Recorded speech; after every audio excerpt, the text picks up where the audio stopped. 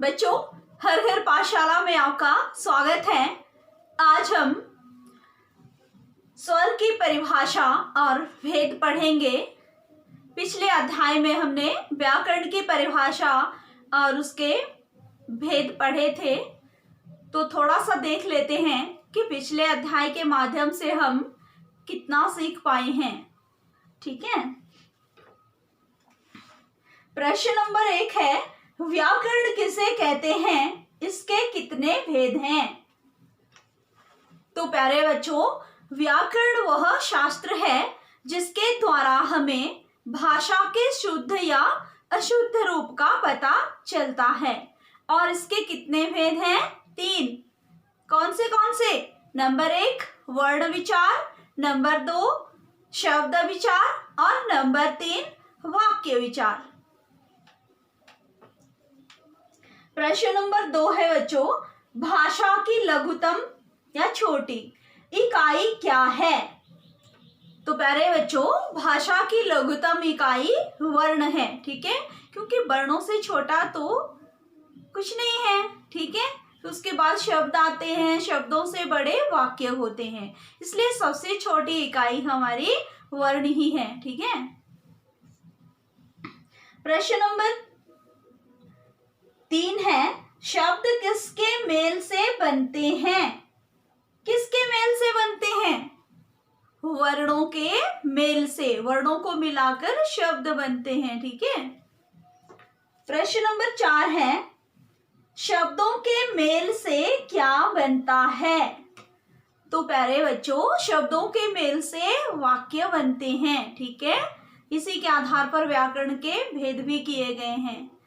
तो चले अभी स्वर की परिभाषा देख लेते हैं। जिनका उच्चारण बिना किसी अन्य वर्ण की सहायता से किया जाता है उन्हें स्वर कहते हैं, या जिनका उच्चारण स्वतंत्र रूप से किया जाता है उन्हें स्वर कहते हैं। इनके प्रमुख रूप से 3 भेद हैं। स्वर के भी प्रमुख रूप से कितने भेद हैं बच्चों? 3।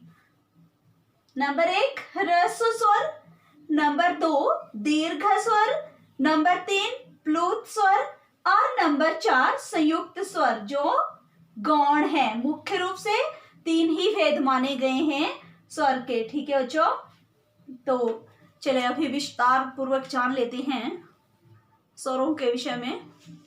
स्वर किसे कहते हैं? स्वर स्वतंत्र रूप से बोले जाने वाले वर्ण या जिन वर्णों के उच्चारण में किसी अन्य वर्ण की सहायता न लेनी पड़े उन्हें स्वर कहते हैं। ठीक है बच्चों, आपने अपनी तरह से परिभाषित करना है समझ के अनुसार। इनमें व्यंजनों की तरह सहायता लेने की आवश्यकता नहीं है, ये स्वतंत्र रूप से ही बोले जा सकते हैं। ये स्वर हैं बच्चों, अ, आ, ई, उ, ऋ, ए, ऐ, ओ, औ। अंग और अह अयोगवाह हैं। ये न स्वरों में आते हैं न व्यंजनों में। ठीक है, अयोगवाह किसे कहते हैं आपको पता होना चाहिए। जो व्यंजन ना तो स्वर होते हैं न ही व्यंजन, उसे ही अयोगवाह कहते हैं। अर्थात अनुस्वार, अनुनासिक और विसर्ग को अयोगवाह कहते हैं। इनकी संख्या 2 हैं। इनका प्रयोग हमेशा दूसरे वर्ण के साथ ही होता है, जैसे अतः, प्रातः आदि। उदाहरण है इनके बच्चों अंग, अह। अब देखो, ता के पीछे विसर्ग लगी है प्रातः में भी और अतः में भी। अकेले इसको नहीं लिखा जा सकता और ना ही इसका अपना कोई अस्तित्व होता है। ठीक है, वैसा ही चंद्र बिंदु होता है, वो भी दूसरे वर्ण के साथ ही लगता है। और अनुस्वार भी, जैसे व्यंजन य के ऊपर लगी है बिंदी, ये भी दूसरे वर्ण के साथ ही प्रयोग होता है। ठीक है बच्चों,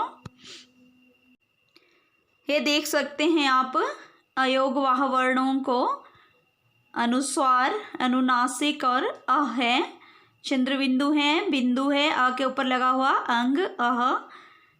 ठीक है, आपने इनको याद रखना है कि ये अयोगवाह वर्ण हैं जो दूसरे वर्णों का सहारा लिए बिना नहीं लिखे जा सकते। अब जान लेते हैं कि स्वर के कितने भेद हैं।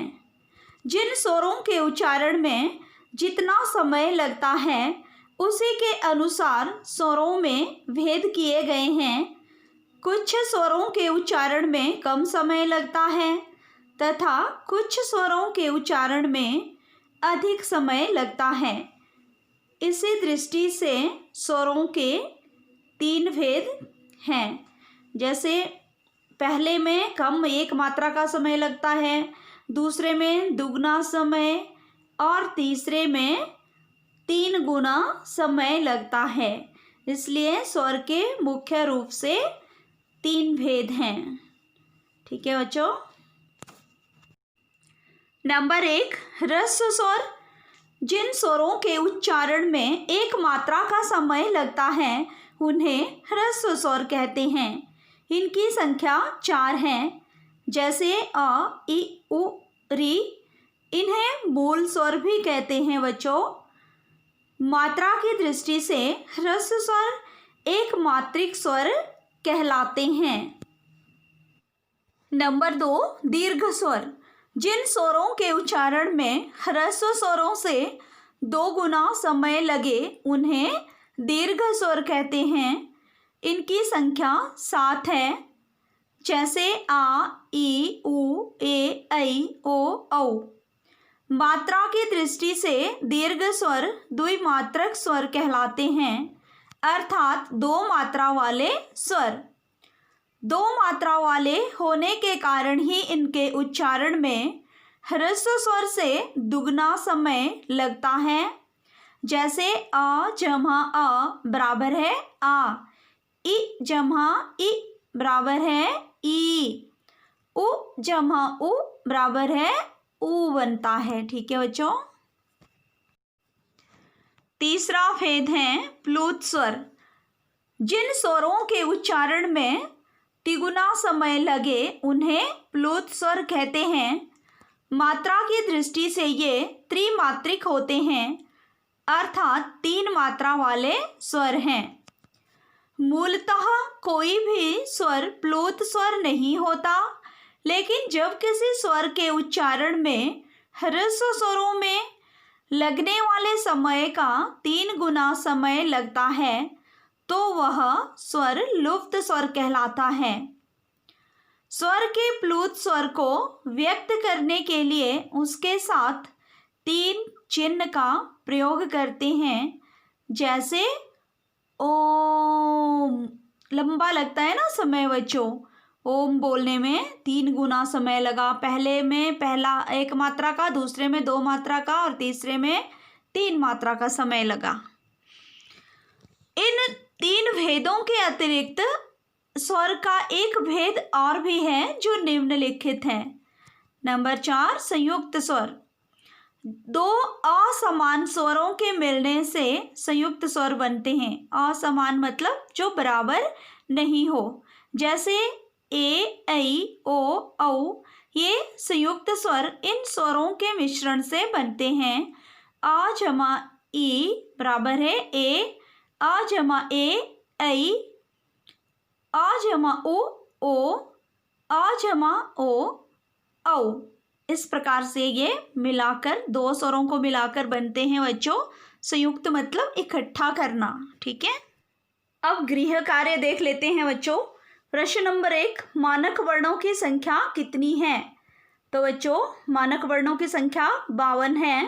प्रश्न नंबर 2, हिंदी वर्णमाला में कितने संयुक्त स्वर हैं? लिखें। तो कितने संयुक्त स्वर हैं? 4, ए, ऐ, ओ, औ। प्रश्न नंबर 3, स्वरों की परिभाषा और इसके भेद लिखिए।